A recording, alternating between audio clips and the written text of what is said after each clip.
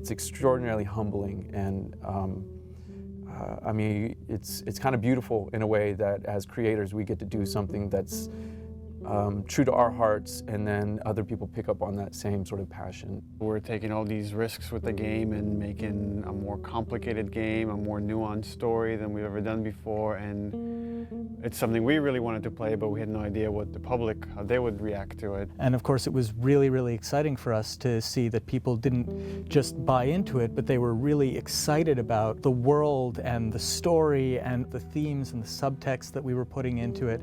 Really, people just got the game 100%. You know, as an artist, as a creator, you want people to love your work. You want it to cause some emotional reactions. So it just kind of leads us and encourages us to keep going in the directions that inspire us.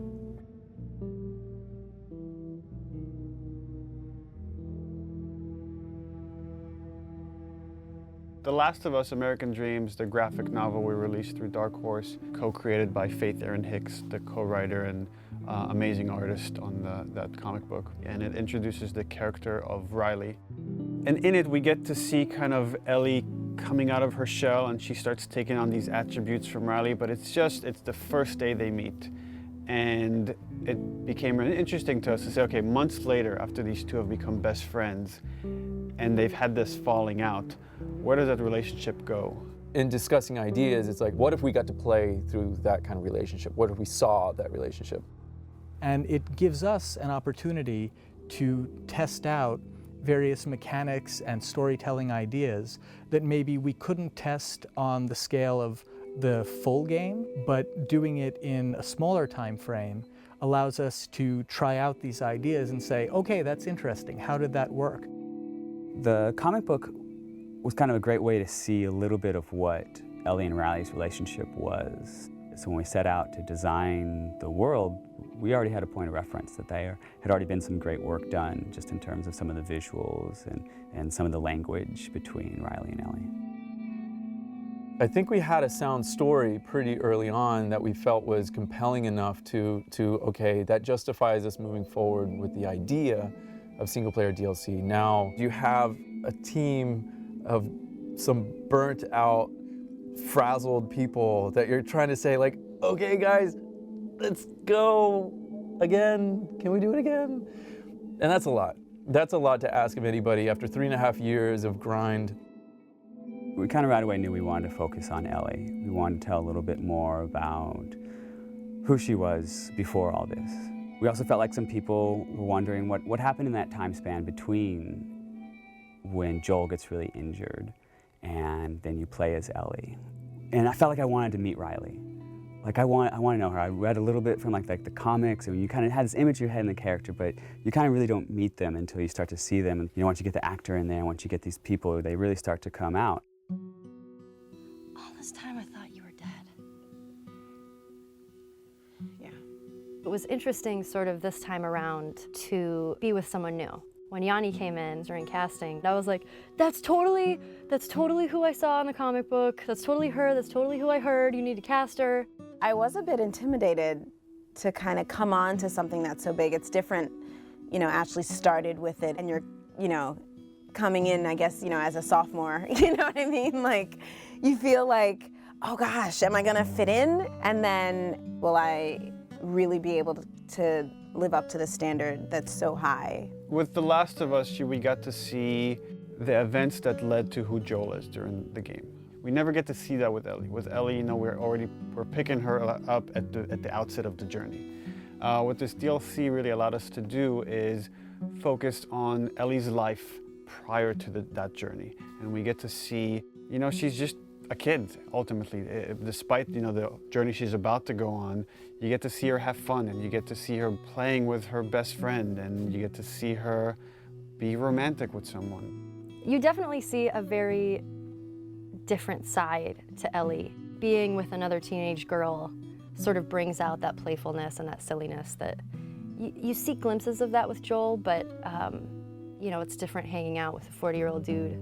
You know Ellie as this really tough, strong kid that has gone through so many crazy things and has seen so many things, to this other side of her, a little bit more vulnerable, softer side of her through the eyes of Riley. So it's a really interesting relationship there because you get to see somebody who really influenced who Ellie is and taught her how to survive and be strong. And then you see that playful Ellie, and you see the events that are shaping her and changing her, and how she loses the one person in this world that she cares for.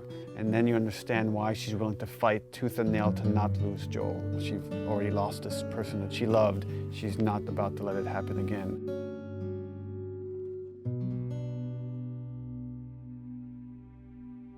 There was a lot of gameplay where we kind of challenge ourselves to say, okay, how do we add tension? How do we add core mechanics to two teenage girls that have snuck out of this military dorm and are being playful at the mall? There are large portions where there is no combat, where we're really focusing on the narrative connection between you and an allied character. What's really important to us is how we parallel the player's emotional experience in the characters and vice versa. We want you to always be feeling the way that the characters are feeling. What the fuck are you looking at? We look at contrast a lot whenever we're trying to create pacing of things. And you can't have your lights without your darks, your highs without your lows. So while we're looking at the Ellie storyline, we also want to contrast that with what's happening in the desperation of Joel. So the combat is kind of an extension of the obstacles, the barriers inside of her way that she needs to overcome. Something new we wanted to do with the combat this time was we introduced David's people, sort of the cannibals in the university. By pulling David's crew into the mall, we also thought it would be intriguing to create some new technology where we had the infected fight the humans. We developed a number of setups, combat setups, during the DLC where the player has the opportunity to pit those two sides against each other. And for us, this was really interesting because this allows you to use one faction as a weapon against the other. Now you're able to use these distractions almost as bait or as lures. So that creates this whole new way to think about a combat space and to think about ways that you move around. But it still drives home that idea that it's a desperate world and you're trying to survive in it. The main themes that we're playing with, I think, are love and loss and, on some level, devotion. What lengths do you go to protect the ones that you care about? If you never know if you're going to die tomorrow, in the next hour, in the next few minutes, every moment spent with those you love is a moment to cherish. The relationship between Ellie and Joel, it dealt with survival, it dealt with loyalty, and ultimately it dealt with love. The love of a parent to a child or a child to a parent. The DLC is not that different. In this world, all you really have are your relationships and your friends. I mean, that becomes everything.